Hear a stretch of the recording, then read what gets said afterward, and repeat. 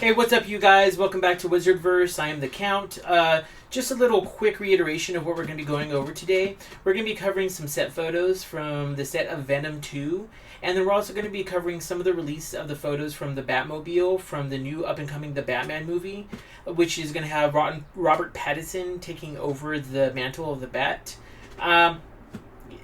So far, that whole thing, the Batman and Venom 2 have been met with both mixed reviews.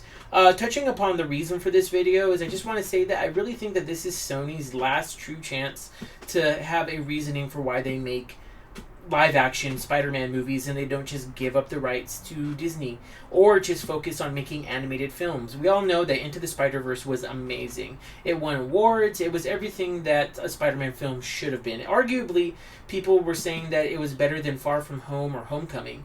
I really enjoyed both those movies, and I enjoy variety, and I think we should have variety.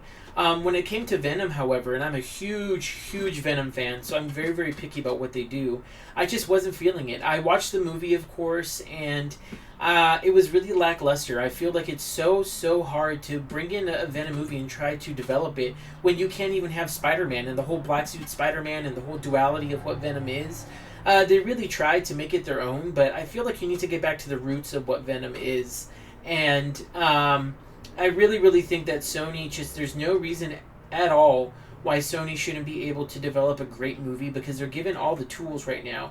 You know, they have the R rating. The director, Andy Serkis, has been pretty great. He has a love for creatures as he plays a lot of just weird people. And him being at the helm as director, I think, is great for the movie overall.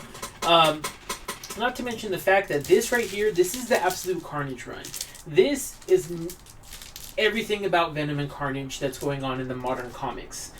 This was from like the last 6 months of 2019, and it basically included everyone from like Captain Marvel and Captain America, Doctor Strange, to kind of smaller known people like Iron Fist, Miles Morales. There's a whole bunch of people that can get involved, and you could even kind of redevelop some heroes in this story, to kind of like to kind of just introduce smaller heroes to have them in a movie.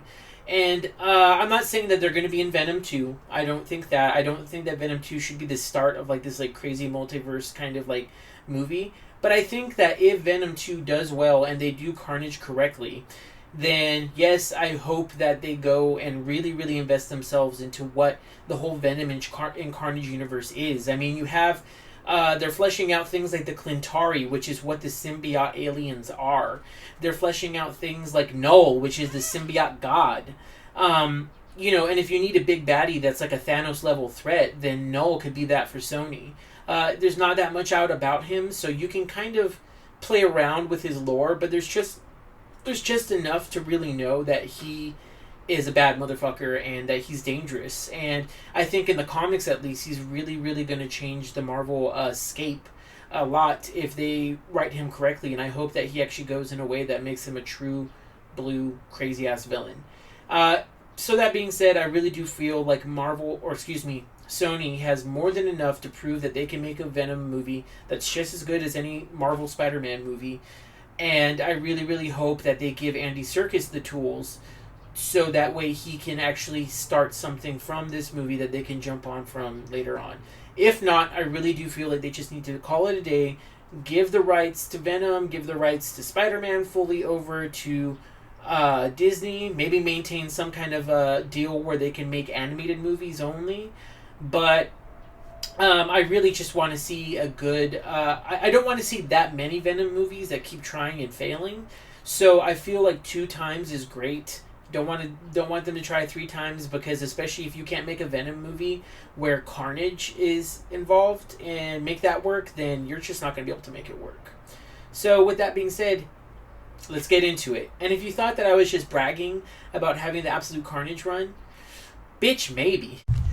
So we know from the ending of Venom, the first Venom movie, that Carnage is going to be included within this universe. We see Woody Harrelson at the end looking really crazy deranged, but not really much like Cassidy. With like he has dark hair. The changes that we see mostly is they're really trying to go for like a animated version animated Spider-Man the animated series version of Cassidy, and I like that they're trying to do that. However, in the pictures that we'll show right now, Woody Harrelson kind of looks like this kind of like edgy, like he could be a rejected member of the Offspring, but he could also be in like Fear and Loathing in Las Vegas. I don't really know what they're going for except for a really, really 90s feel. He has the whole skull necklace and that kind of stuff to really, and if you see in the little clips that I have of the animated series, the other Cassidy, he just kind of walked around in a wife beater and jeans. The whole point of making him crazy and his aesthetic was the fact that he was just insane. He was like Joker level insane, if not a little bit more. So I'm kind of worried of how they're going to make Carnage in this. I hope that they don't try to make him crazy and funny, because he never really was funny. Yes, like in the comics, when sometimes he has like a little bit of dialogue with Deadpool and that kind of stuff, there's some funny moments, but for the most part, he's not a Joker villain. He is a true crazy ass motherfucker villain. And one of the things that I really didn't like in the first Venom movie is that they tried to add a lot of comedic things with the symbiote. The symbiote itself is kind of like, yes, it's a shadow of yourself, but it wasn't cracking jokes and wanting to eat people's heads all the time. They kind of made it almost like a zombie type thing, when in reality, the symbiotes aren't that. I really wish that they had went into the whole idea of what the Clintari actually are, and the fact that they're a very, very, very old race. And the Venom symbiote itself is actually really neither good nor bad in terms of its race. It's kind of just there. And it's very, very, very intimately connected to the Carnage symbiote. I mean, in the whole lore, Carnage is actually supposed to be birthed from Venom, and that's why Carnage even calls him daddy or mommy or whatever, and that kind of stuff, whatever kind of twisted shit you want to get into. So I really hope that they look at the adversarial relationship between Venom and Carnage, and I guess we're supposed to even see more symbiotes, which is supposedly Toxin is going to be in here, which Carnage give birth to Toxin, because symbiotes are basically asexual and they can reproduce for a myriad of reasons. So we don't really know how Toxin's going to come in. However, there are videos online that show from the set that it's pretty much a leak showing that Toxin will be in there. So we're going to see like a 3-way battle or a 2-on-1 battle of Toxin and Carnage versus Venom. I do think that Woody Harrelson as a pick for Venom is great. He can play crazy very well. I feel like he's going to deep dive into some like Natural Born Killers kind of shit to kind of play Cassidy. And that's great because, there's nothing that I hate about the first Venom movie except the way that I think it was written. I do think that Ed Hardy could absolutely be a great Venom. I think he could be a great Eddie Brock. I think that being said, they really need to take some shit from like other movies that he's been, like Bronson and that kind of stuff, and post and kind of copy and paste that into what Venom is, because Eddie Brock is supposed to be this kind of big tough guy, and not really this kind of like weirdo that they made him in Venom 1. I feel like a lot of the dialogue and the writing for that was just really off base for what Venom was. Going from what I'm seeing on the set, it looks intriguing, and I've seen some markup photos of what Carnage is going to look like. And overall, one thing I was happy about of the Venom movie was the way that they made him look. He truly did look like Venom. He had the big gnashing teeth, the big tongue. And I hope that overall, since this movie's rated R, it has just more of a serious tone, and that we actually get to see Carnage do some actual carnage. Show them what the symbiotes can truly do when it's like cutting people up and taking over their bodies and squeezing out their minds. So overall, I would have to say that my reaction to what we've seen so far is mildly interested and just overall hopeful. I can't really say that I think it's going to be great. We need to see more. I do hope that they put Cassidy in something more that's not like this like 90s Guy Fieri kind of look. I do enjoy that they made his hair actually the color that it's supposed to be. He is a Carrot Top. So yeah. Moving on to the Batman leaks. The Batmobile looks very interesting to me because it looks like essentially something that was from like the Batman show back in like I want to say the 60s or 70s. And it's basically just like a muscle car, which it is, I guess, in 1960s Camaro, that is souped up. So I'm not 100% sure on what Matt Reeves is doing with this Batman. I know that Robert Pattinson's taking the helm, and you know, a lot of people have a lot about Robert Pattinson. However, we need to give him a chance. Okay, I don't care what you say about Ben Affleck. I really think that he played a good Batman, and Snyder just did not know how to write him. There's so many issues with those movies that I feel like Ben Affleck really just got shit on, and unfortunately, he was older at the time. To where I think Robert Pattinson is young enough that if we are starting the Batman universe over, we really get some kind of true consistency with him. So I think you know, they also in the pictures we see the Batmobile and Batman. I'm really liking the way that they're making him look. He's not just I never liked this bulky Batman, the one where it's like muscles and nipples on the breastplate and all this shit. And Ben, that's really the only thing is I thought Ben Affleck was legitimately just too muscular for Batman. I'm loving the Batmobile look for the aesthetic. However, I'm just kind of wondering the practicality of it.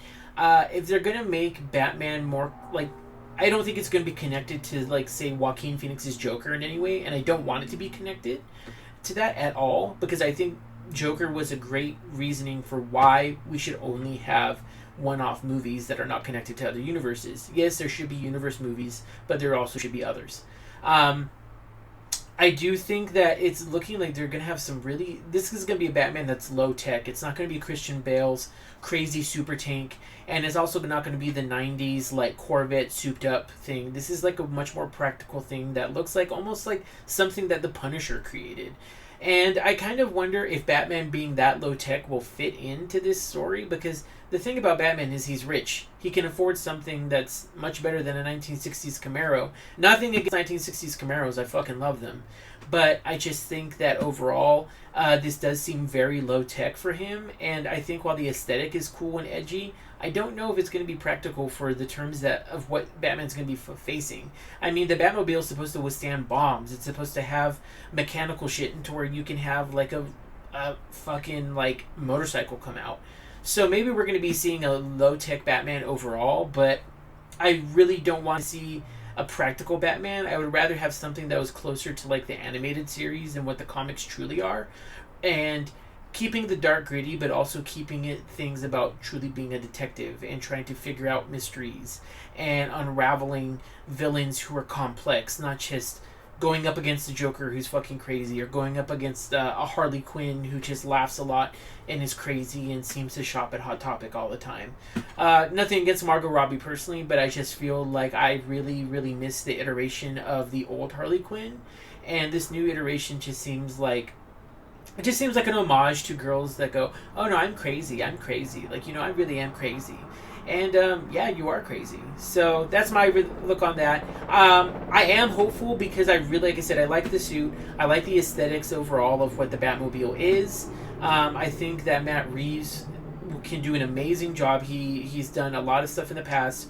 Robert Pattinson, yes, people are going to be like, oh, he's Edward from Twilight. But you also need to see his other movies because he played in a lot of other things that are actually pretty cool. Like the movie Remember Me. That's the one movie where I was like, holy shit, this guy has acting chops. So give him a chance, you guys. Give him a chance. But anyway, that's going to close this video on my reactions to that. And what do you guys think? Were you guys happy to see the video from the Venom 2? Were you guys happy to see the way Woody Harrelson was looking as Cassidy? And with Batman, do you think that this is going to be a great movie to kind of jump off of for DC to kind of revamp their whole universe? And what villains do you think we're going to see in it? What villains do you want to see? That's something that we haven't really seen any set photos about, is the villains. We've seen Batman now, we've seen Batmobile. No villains, and no idea if Robin's going to be in there as well. But anyway, you guys, hopefully you enjoyed the video, and don't forget to like and subscribe. But until then, I'll see you next time. Bye.